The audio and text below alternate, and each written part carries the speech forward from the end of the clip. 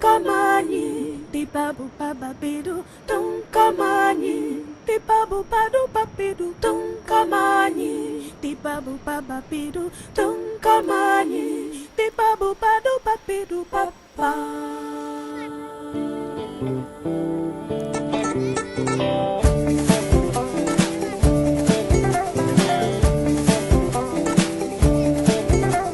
Nasarauko, fantiki chekele, fantan chekononton, kolute katananye.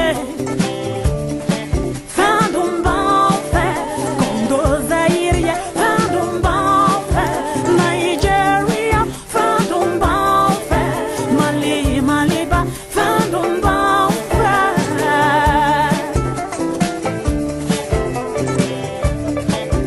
Omadora la soma, que le niño anfaco, como el yugo ni banabachama, fandumba fe.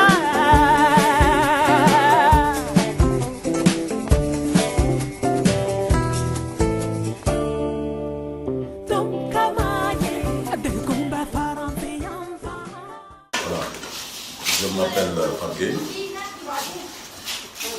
Je suis sénégalais d'origine. Je suis le président de l'association nationale des rapatriés, rescapés et familles africaines. Très connu sous le nom de Andraf. J'ai 51 ans. Marié. Et père de 10 à 15 enfants. Voilà. waaw man Ahmed Lay laa tudd Yaraax laa dëkk am naa 30 ans def naa immigration clandestine deux fois dem naa ñëw rapatrié dañ ma rapatrié quoi def naa Espagne 42 jours ñu delloo sama Sénégal en 2006. maa ngi tudd Pape Aliou Ndiaye sénégalais dëkk Yaraax am naa ay jabar yu ndaw waaw di rapatrié Espagne depuis 2006 je pars maa ngi dem le 20 avril 2006 waaw ñu ngi tudd Nawatan aussi fin de mai. Voilà, j'ai parti le 2 mai de l'année 2006 pour l'Eldorado, à l'Épirore. Et j'ai fait presque 30 à 40 jours. Après, on nous a rapatriés vers le Sénégal. Ensuite, je suis revenu le 14 juin 2006. Si je me retiens bien, voilà la date exacte du voyage. C'est bon? Voilà.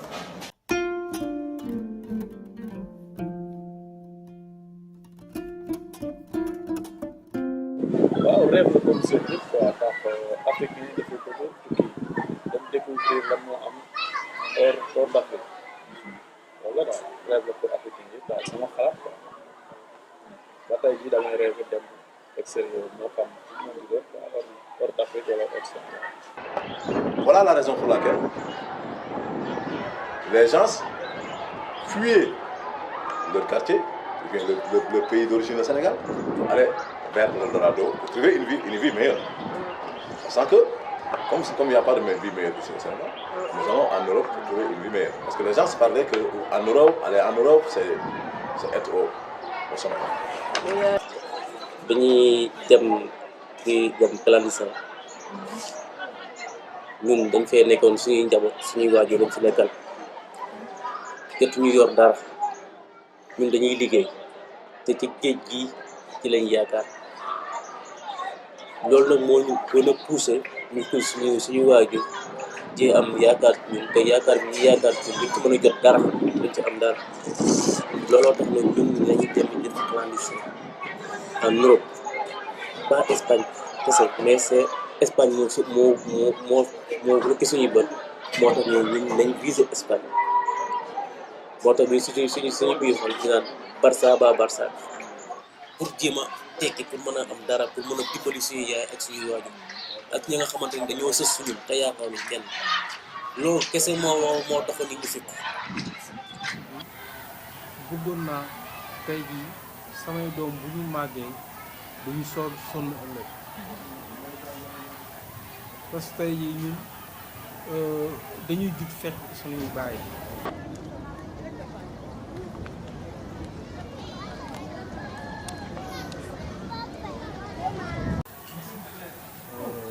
ci sama jaar-jaar naa jaar bu metti parce que bi mu fiy jóge maa ngi fi bàyyi benn doom bu ndaw yoo xamante ni dafay sóobu bu am 10 ans bu am 10 jours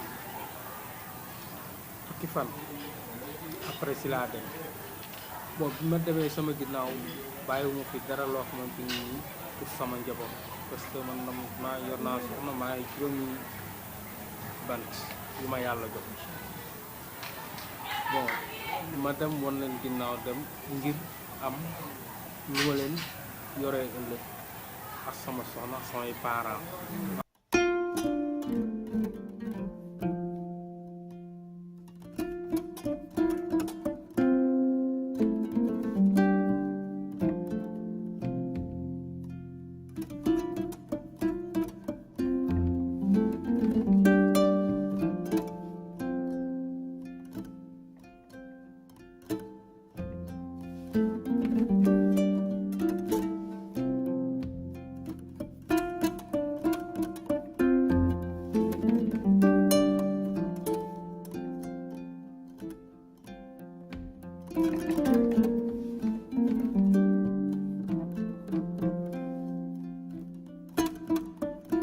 xam nga tamit lu nekk rek daa am lu ko waral li taxoon ñu dem lépp pour dimbali suñuy waajur la woon quoi ndax xam nga tamit bu fekkee bi ñuy dem ñun donte que ni ay jeunes lañ ndax 2006 boobu maa ngi am 18 ans xam nga boobu ay jeunes lañ xam nga te tamit sama doom yaay maa ci gënoon nekk mag te ñi ma doon àndal presque ñëpp dem na ku si nekk tamit pour dem soutenir say parents moo tax xam nga moo taxoon ñun ñëpp ñu am ambition ne dañuy dem quoi loolu la woon mais après dem nañ tamit yàlla dogal ñu ñëwaat xëy na tamit Ablaye Wade moo ñu indi mais tamit xëy na loolu la yàlla dogal ndax am na ñoo xam ne dem nañ ñëwatuñ kenn gisu leen te tamit gënuñu leen xam nga tamit ñun dem nañ ñëwaat dañuy sant yàlla xam ni looloo ko yàlla bëggee xam nga. waaw dama leen bëgg a leeralal lan mooy immigration ndax xam naa ni xamu leen ko dama leen ko bëgg a leeralal xamal leen lan mooy immigration clandestine loolu tax mu wis seen waaw métti woon na ndax jaar ci géej dem ba Îles des Canaries métti na trop parce que ay kilomètres yu bari la da ngay def ay fan yu bari ci géej gi une semaine presque da nga koy def lu mat 8 jours wala 9 jours da nga koy def ci yoon bi doo gis dara ci gaal ndox asamaan bato doo gis suuf doo gis dara ci ndox mi rek ngay daw ba keroog mi ngay àggee la waaw sama famille ñoom ñoo ma encouragé woon pour ma dem xam nga samay parents àndoon nañ si dama leen dama bëgg a dem immigré ji jaar si géej gi xawoon nañ ci am tuuti doute mais comme nga gis ne sama morom yëpp di dem xam nga di woote ni àgg nañ si jàmm ñu ne ma ah comme que affaire yi nga ñeme nga allez-y quoi ndax man ci famille bi ma dëkk ay pêcheurs la sama parent pêcheur la navigateur la doon naviguer dem na fu ne ci àdduna bi moom moomu di gën a xamal ni moom yoon bu metti la mais affaire kër la comme que yow mool nga da ngay dem géej loolu waru la mën a jaaxal ma dem bu ma njëkkee dem géej gi dafa yëngu woon mauvais sang la mbeteel ma wàññeeku après ma préparé waat demaat yàlla def ma àgg si jàmm mais bi ñu demee ñu def quelque temps après ñu delloo si Sénégal.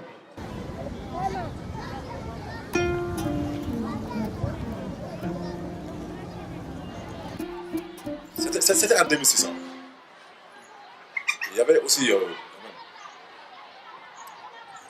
il n'y avait pas de politique d'emploi, politique de jeunes, en 2006.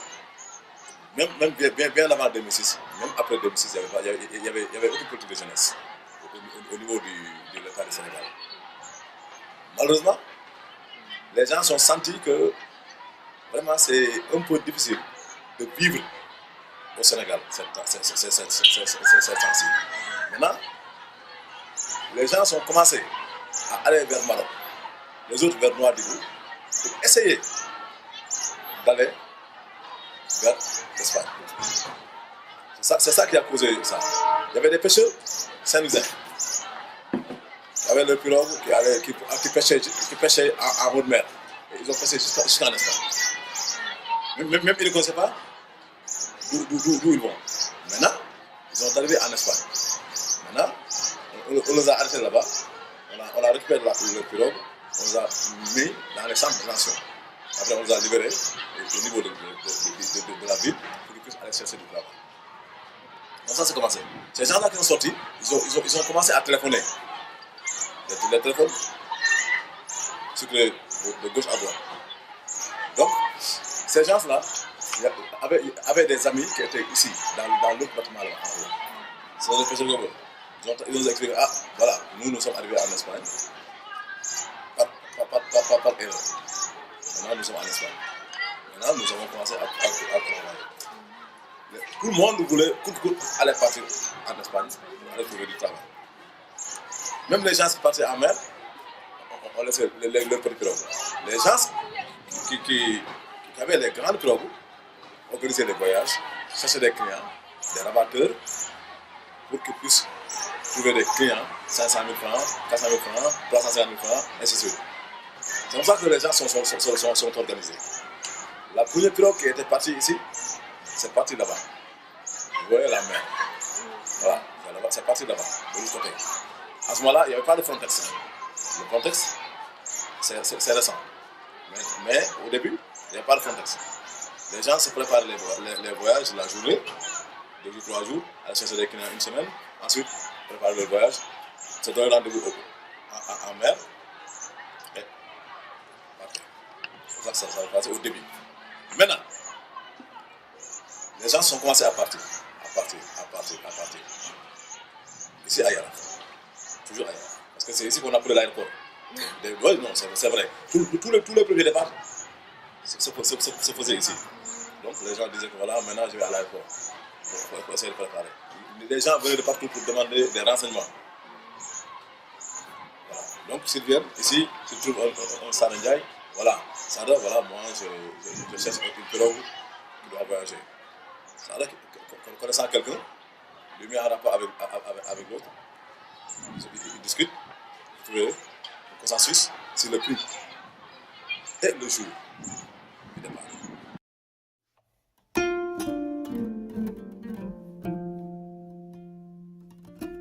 dañuy dem wala ñu dellusi loolu moo ñu gën a poussé ñu di dem parce que bi ñuy dem suñuy waayu ku nekk da nga amoon ay seenaanoor wala nga am sa benn terrain nga jaay ko pour passer sa doom mu dugg ci gaali pirogue yi pour mën a dem Espagne am na ñun dem nañ mais bi ñuy dem ci gaal yi ça fait chaque pirogue chaque gaal bu nekk dina def daanaka 500 personnes ou bien 600 personnes pour ñu mën a dem mais si biir dem bi booy paas di dem da ngay joxe 400 000 personnes bu nekk 400 000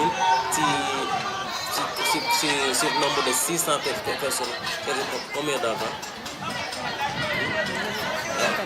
bari na léegi nag nombre bu si nekk da ngay joxe léegi si biir gaal gi ñuy dugg si suñuy lekk ci lañuy nekk ci base yi 400 000 suñuy lekk ci lay nekk suñuy añ suñuy naan. La traversée était tellement difficile qu'on avait fait 10 jours de route. C'est beaucoup. Raison pour laquelle nous avons perdu la route. Le GPS, si vous connaissez les GPS, que les pilotes ont employés pour mieux connaître le chemin. Notre GPS était déréglé. Donc on a fait le tour du Nouadhibou, Maroc, quelque chose comme ça. C'est pour cette raison qu'on a fait 10 jours de route. On a fait complètement la route parce qu'on n'avait pas prévu de faire 10 jours de route. on joue le route. Donc, on a resté 5 jours sans manger, sans boire. Parce que on n'avait pas prévu de faire un jour. Donc, tout le manger est fini. La pirogue s'apprêtait à s'avirer en pleine mer. On a essayé de jeter des bidons pour que la pirogue revienne en haut. C'est pour cette raison qu'on a poussé tous les bidons qui contenaient de l'eau. Mais en poussant les bidons, on ne connaissait même pas que c'est de l'eau, c'est de l'essence, quelque chose comme ça. On ne connaissait pas. C'est-à-dire on était dans une situation très critique. Donc il fallait sauver les uns et les autres. Donc c'est pour cette raison qu'on a poussé les bidons en mer. Heureusement, pour nous, tous les bidons qu'on a jetés en mer contenaient de l'eau. Donc c'est pourquoi, si on avait jeté tous les bidons d'essence, on serait tous morts. ñibbisi na bi mooy deuxième fois mu ñibbisi mais delluwaat Israël mais mënuñu la moom mënu conséquence yi daal mënuñu la fii la yem wala fii la commencé wala fii la yem déedéet parce que li ñuy jàngoonteel si biir ndox mi da ngay dugg ci biir ndox mi nga jékki-jékki sa gaal gi am fa nga xamante dafa toj ndox muy dugg ñun ñi fa nekk yëpp da ngeen di as kii day yendoo as ba ngoon keneen jël par relais la bu kii sonnee keneen jël remplacé ko pour as ndox mi génn ñii ñu yoo ko di woo seen yaay ne su ma yóbboon du ma dem ak nii nag nii yëpp loolu yëpp dafay nekk si biir nga xamante ni buñ la ñëwul amul ka nga xamante ne da lay dimbali pour di la wàcce sa température mën a wàcc da ngay sonn mais ñun effectivement dañoo amoon capitaine ba nga xamante ni moo yoroon kon ku yoroon gaal gi fii di dawal dañu amoon capitaine yoo xamante ni dañ doon defal gars yi nii ku ci kii mu ñëw accompagne la waxtaan ak yow dalal la ba sa xel wàcc mais il y avait des mandats il y avait des volets boo yoree da ngay sax saak bi nga yor def ci lekk sa war nga def ci xaalis sax après gars yi dañ koy sàccali seen biir ndax lan xiif moo la ñuy rey xiif mooy rey si biir ndox mi xiif moo lay rey parce que boo demee ba lekk li nga yoroon sax ravitaillement yëpp jeex yow mi nga xamante da nga amul loo indaale pour bu loolu jeexee nga yow nga après moom ngay jëlaat moom lay gars yi di sàccali seen biir da ngay gis ñi nga xamante dañuy dugg si biir ndox mi mais dañuy neer dañuy wàcc ba nga xamante seen dëru biir yi da ngay gis door ci am dañuy leen du mën am dara lu ñu dugal mais ñun dañuy yóbbaale ay tàngal yoo xamante boo neeree boo wàccoo tàngal ay comme menthe fraîche yeeg yooyu wala beneen albert yi moom la yox nga sax pour nga bañ a neer parce que lii gaal gi di dawee nii day yëngal sa biir bi ba nga xam da ngay wàcc da ngay vomir sa bu baax wàcc bari am na nga xamante ne bu ñu wàcc mais dañuy loof parce que amatul lu ñu lekk jigéen ñi amatul lu ñu lekk ñi nga xamante ne ñoo féetee côté gaal yi nga xam ne ñoom ñoo accompagné gaal yi ñoom ñoo gën a dee parce que ndox mu dugg si biir gaal yi nga xamante bu duggee ci gaal yi ñun ñëpp gaal gi day di ñun ñëpp dañuy dee ñoo yoroon risque bi daal ñoo yoroon ay suwo yu ndaw ñii dañuy féete gauche ñii féete droite ñuy as ndox muy génn loolu daal mooy la nga xamante moom moo ñu dimbali cheveux ñu bañ ñu àggee île ba. Maintenant, les gens de Thiaroye ont vu ça, ils ont entendu ça, ils ont commencé à faire leur voyage aussi au niveau de Thiaroye. Mais ils n'ont pas choisi le bon temps. Parce que il y a un bon temps et un mauvais temps. À ce moment-là, il y a le mauvais temps. Il y a un mauvais temps. Mais au mois d'avril, mai, juin, juillet, août, il y a le bon temps. Mais de novembre, décembre, janvier, février, mars, c'est pas bon. Il fait froid, il fait froid, il y a les vagues qui sautent. Donc, c'est pas bon. Maintenant, ils ont choisi le mauvais temps, ils ont commencé à voyager. J'ai entendu que les gens de Yarax ont commencé à voyager. Eux aussi, ils veulent partir toute route aller. Faire organiser les voyages et partir. C'est pour cette raison que vous avez constaté et comptabilisé le nombre de décès à Thiaroye. Ici, il n'y a que 2 ou 3 décès, je ne sais pas. L'un, le pirogue a pris du feu. Ils ont retourné, ils ont allé à Nouadhibou. Il y a quelqu'un qui est mort, il habitait à Yarax. Un autre, il est passé par le Maroc. il a pris les pirogues d'embarcation au Maroc pour aller vers Sata Maria. Vous connaissez Sata Maria? Voilà, pour aller à Sata Maria. C'est en cours que la pirogue est chavirée. Il était ici, il avait 2 femmes et des enfants qui a laissé derrière. Donc, il y a 2 personnes qui sont mortes. Il y a une maman qui habite là-bas. Il y a 3 de ses enfants, ou 2 de ses enfants, je ne sais pas, qui n'ont même pas vu et entendu depuis 2006. Ces gens-là, donc on peut les considérer comme des morts. Parce que depuis 2006, vous allez en Espagne, il y a des Sénégalais, des Yarafois, des Carola, et d'autres personnes qui sont là-bas, et qui prennent les téléphones, qui appellent leur famille, alors que toi, tu n'as même pas fait signe de vie. Aucun signe de vie. Non, yombul. Ku leen am ñoo xamante ne dañuy ñëw defal xam nañ ci dara am ñoo xam ne xamuñu ci dara ndax jaaruñu ci yoon bi ku ci jaar moom moo la mën a wax lu ci nekk ñu parce que y a fii ak ay centimètres yooyu rek comprendre ñun ba njegee ci bato bi suñu gaal su soriwul xam nga ko ñëw sonoon nañ bu ñuy dañ ko basket dañ ko jël ay toile comme toile bi laloon ci kaw toile bi dañ ko jël taaw ci suuf gaal bi comme ndox mi bañ a dugg boo ñu gisoon ay robel nga ñuy teg ndax ay ñàng suñu bëri xonk boo gis sa yére mi ngi mel ni bul xam mu ñu mën nañ cariboté ba dañuy daw waaw ndax mi nañ toog am na benn plat boo xam ne bëgg ma sant toog suñu kër dama naa man du ma ko lekk ay mbaxal la ay yaasa waaye bañ ko teg foofu dama koy lekk di gërëm ñoom ndax même temps man sonn naa waaw ndox bi jeexoon na ma jigi saafara yi ñu doon jox foofu di ko kii suñu ndox jeex saafara jàmm yi la sàcc di naan ndax pour mën a amaat kii amaat sa yaram ba amul ndox waaw da ngay animé te ndox yi laa jël di ko naan waaw wala ma jël suukar bi di ko mecc.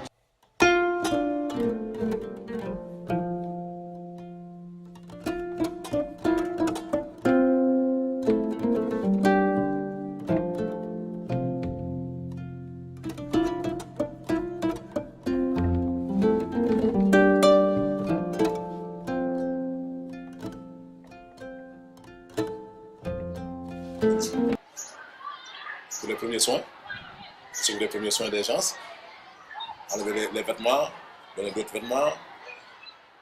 S'il y a des gens qui sont déshydratés, il y a des perfusions. S'il y a des gens qui veulent manger, on leur donne des bonbons. C'est comme ça se passe. Après, c'est la police. Après, la Croix-Rouge, la police, le bus est ici. Ils prennent les gens, ils les amènent à la police. Pour les enquêtes préliminaires.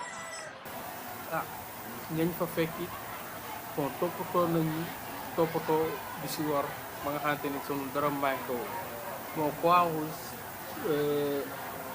moo njëkk a ñëw xool ndax am nañu feebar am nañu kii ñu xool gisuñu dara si ñun ñu bàyyi ñu dem bu ñu demee tamit foofu bon ñu def seen enquête bon wax ñu ñun nan lañ def di ñëw fii laaj ñu fa ngeen dëkk ñun tamit xam nga nit moom nit rek la mën a doon parce que nit bu fekkente ne ak loo bëgg la neex day wax dëgg. ñu nekk dañu doon tëj comme prisonnier waaw donc boo fa nekkee dañuy gis emprunté foto la ñaataat nga am nga nekk fa maximum yow boo fa nekkee bu lay yóbboo foofu yow dañ lay jox chaque jour ñu ngi lay jox benn butéel Evian bu ndaw benn misil bu benn jus donc matin et soir mburu kase ak jus ak ndox matin et soir loolu lay def bu ñu jógee foofu ba ñu jógee île de Canaries ñu yóbbu ñu Porte 23 23 moom mooy prison yi comme ça mi ma ni Rebeuss moom ma nekk camp bu mag bi waaw bu ñu yóbboo foofu fa lañ nekk nag foofu maximum bu fa nekkee 40 jours nga fay am 40 jours maximum da lay libéré nga génn si dëkk bi waaw boo ko am fekkee nag amoo fa 40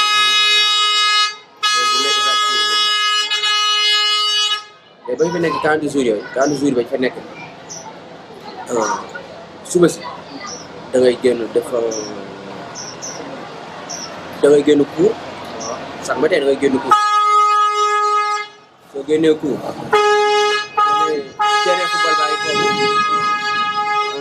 cabine téléphone yaa ngi foofu pour nga mën a woo say famille sa xel mën a dal boo fa nekkee après ñu bëgg a football la ñu xamante ne ay zone la ñu ngi football midi ñu duggaat resto añ dugg suñu chambre sieste tuuti 14 heures maanaam 3 heures génn cours 6 heures maximum comme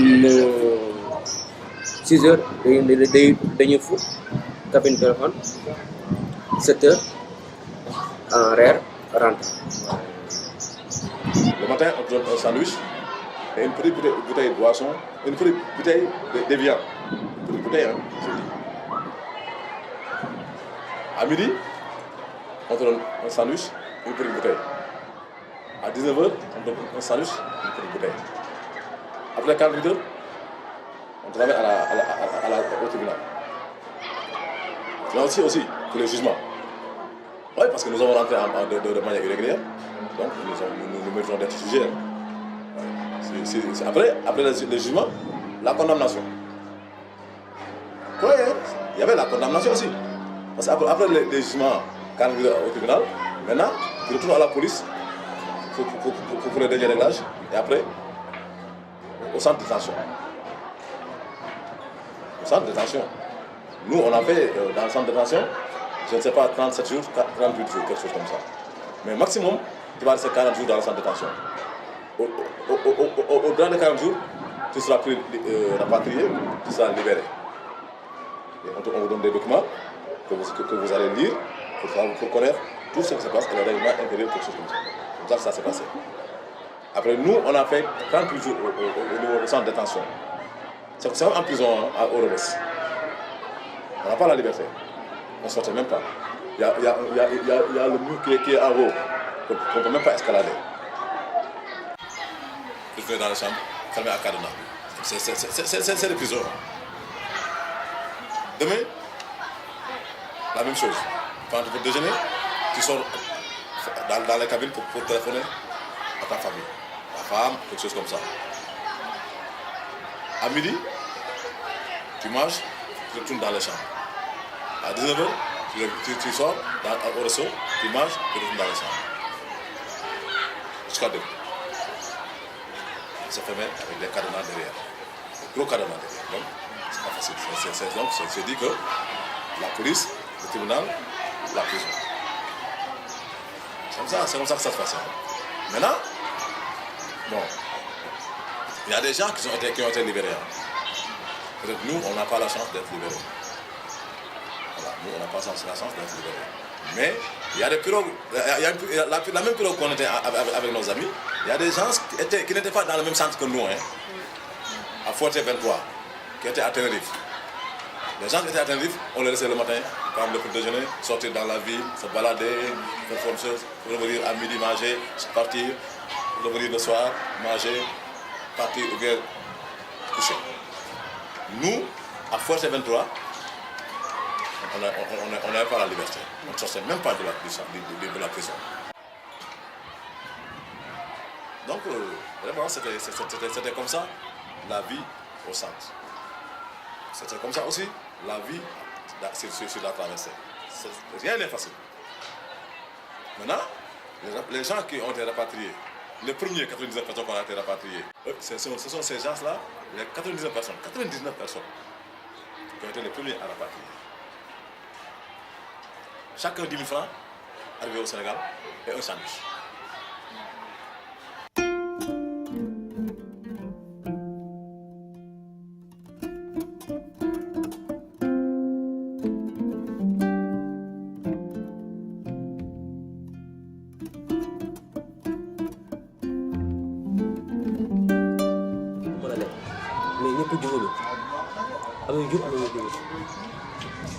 mais man lu ma si gën a métti rek ñu def si clandestin moo gën a métti dañu ñu fii te bu ñuy jëlee Barça dañuy indi fii pour ñuy delloo suñu Sénégal dañoo ñëw mais ku si nekk dañ la monote ay monote lañ lay def nga mel ni sàcc booy laaj ñi nga xam ne ñoo lay suivre ba duggale si kaw si biir avion ñu bu ñu dugalee si avion da ngay commencé dañuy jàll dem feneen wala ñuy kii mais ba ñëwee ba gis avion ba gis ma gis île de serpent bi ñi ñëpp suñu àdduna dafa tukki dañoo xam dañoo dellu Sénégal mais bi ñu wàccee fii képp ku si nekk da nga doon jooy.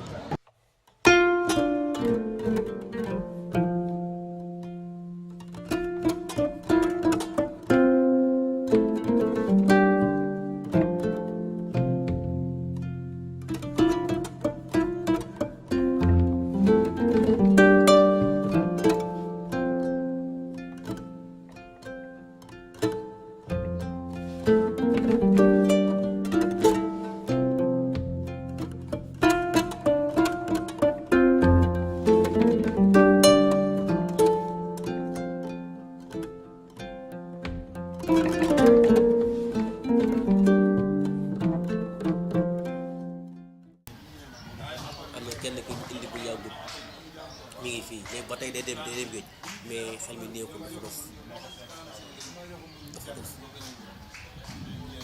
am na ñi nga xamante ni seeni doom am na kër ga nga xamante ni seeni doom yaakaar naa am benn mère ba nga xam ne am nañ si ñeenti doom ba ñaar kenn ki ba tey jii may wax ak yow gisu ko ba tey mère baa ngi souffrir ci la jógee paralysé mooy tuur fekkoon yaraax la nekk mu indi rek ma yóbbu la fi mu nekk si yaraax mais dafa ñibbi kër jëkkëram caaro mais fekkoon mi ngi yaraax danaa la yóbbu si kër gi dina mère bi yaa ngi boobu quoi di nga xam mère baa ngi ñoom bëri dinañ la wax si leneen du moom dong ak ñeneen ñi nga xamante ne gisatuñ seen jëkkër te bu ñuy dem dañ leen bàyyi nekk en état am na ñoo xam ne seen doom ba tey gisuñu leen te ñoo xam ba tey jii may wax ak yow seeni doom yi jur seen ginnaaw gisuñu leen xamuñu seen papa. Nous, on a la chance, avec les charters de 25-25, nous, on a la chance avec les charters de 25, d'avoir au moins 150 euros. Non, 300 euros. Nous, on a 300 euros. Mais, avant de faire le départ, devant l'avion, ils nous avaient annoncé chacun 1500 euros. Oui, chacun 1500 euros. Maintenant, avec des enveloppes collées qu'ils ont mis dans les affaires, donc ils ont diminué l'argent, peut-être quelque chose comme ça. Ils ont mis 300 euros par enveloppe, ils ont collé les enveloppes. Nous avons été menottés par des cordes hein, dans l'avion. Donc, ce n'est pas facile. Hein. C'est pas facile. Parce que il y a un policier qui est là, il y a un migrant qui est là, menotté. Le policier est là. C'est presque à 10 minutes d'altitude, 15 minutes, quelque chose comme ça, qu'ils ont commencé à couper les cordes.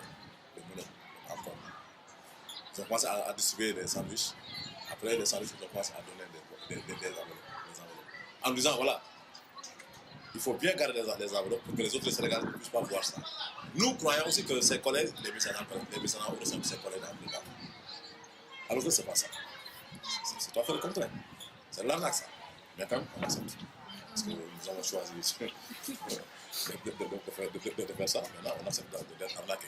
Maintenant, ils nous ont demandé d'enlever nos chaussures, nos chaussettes, pour mettre les enveloppes et porter nos chaussettes et nos chaussures.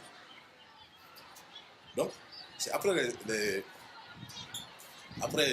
choses comme ça là, au niveau de l'aéroport, quelque chose comme ça là, qu'on est sorti à l'aéroport, on nous a dit voilà les bus qui vont à Yarach, voilà les bus qui vont à Kaolack, voilà les bus qui vont à Saint-Louis, ainsi de suite, dans les autres régions.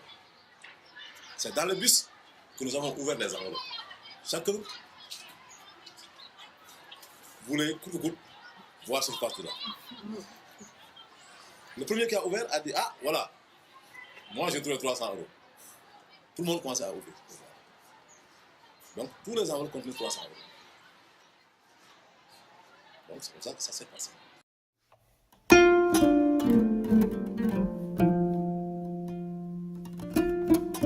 bon mën naa ni ba nekk laa ci am ndax rêve la woon quoi mu génn Sénégal rêve la woon xam dem découvrir beneen civilisation beneen dund rêve la woon quoi pour man awul benn réew quoi satisfaction rek laa ci am quoi su amaatoon dinaa ko defaat bien sûr dinaa ko defaat bu amaatoon suba gaali bu taxawaatoon mën naa ci duggaat aw na ci benn regret bon ñun bi ñu demee néewuñu ni ay Gambien lañu néewuñu ne ay Ivoiriens yi dañ ne ñun ay Sénégal lañu parce que Sénégal lañu jógee te xam nga fii Sénégal ku gis ku ne xam ne Sénégal neexul metti na lool lool ñun chance bi ñu am tey ji ba jaar ci gaal yi sunuy parents mosuñu ko am waaw tey ji chance bi ñu am ba jaar ba àgg peut-être mën naa wax ne fenn gouvernement Sénégal tey jii bu jàppaloon doomu Sénégal yi nga xamante tey ñoom ñoo àgg ba fële su leen jàppale woon tey suñu ñëwee fii mën nañ fi def loo xamante ni tey jii du ñu ñëwee suñu benn morom mais tey jii suñu morom yoo xamante ni peut-être chance dafay am.